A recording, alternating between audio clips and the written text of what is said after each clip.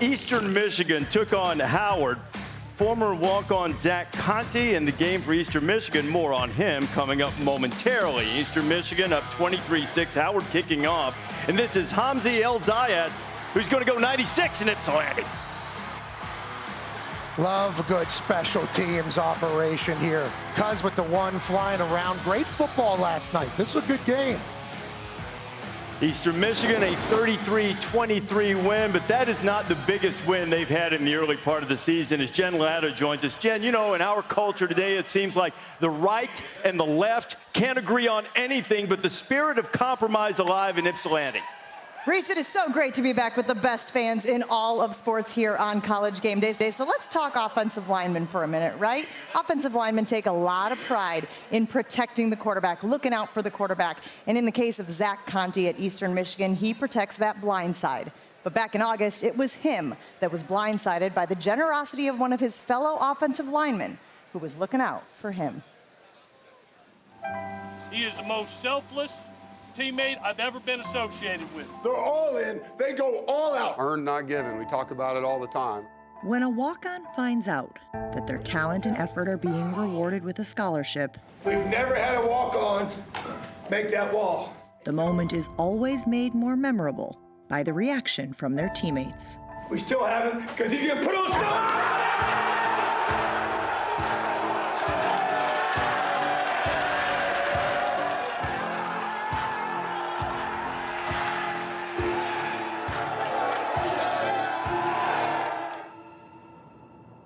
But this off-season, on this campus, it was the action of one teammate that made the moment possible. If guys don't have each other's backs, then I really don't think that you truly are a team. Everybody matters.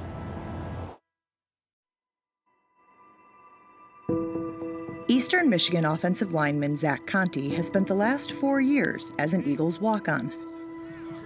But headed into the 2023 season, he was getting first-team reps and was the projected starter at left tackle. He doesn't bring attention to himself. He just goes about his work. He's made a massive commitment to be here. Over the years, Zack has come up with different ways to cover his college expenses and keep his football dreams alive. Hey, here we go. I've been working landscaping ever since 2019. It's been like my most consistent income. I also rip out tile for my father and then rip out carpet as well. And I've also donated plasma before. It was exhausting, but I knew I wanted to play football, so it was all, this is what I got to do it.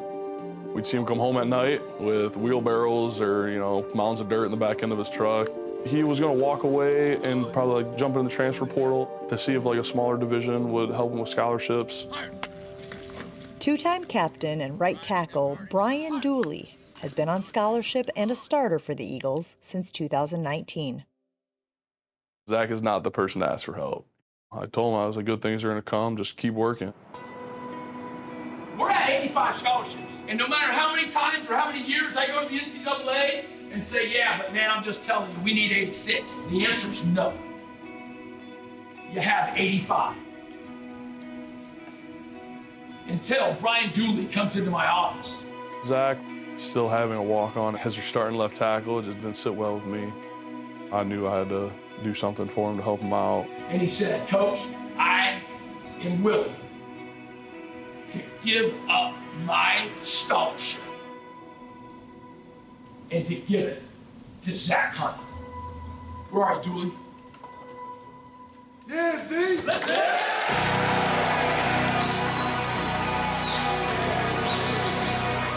First thing he said to me was, love you, brother. And I said, love you back. It was an unbelievable moment. I mean, it wasn't, a folded piece of paper that said surprise. I mean, it was the scholarship, so it was awesome. I just wanted to say I love all you guys.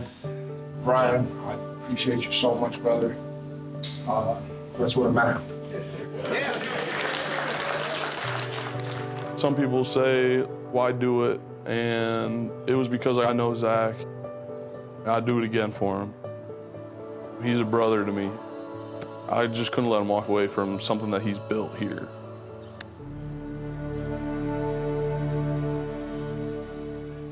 We talk a lot about brotherhood and having each other's back in college football. What a great example that was out of Eastern Michigan.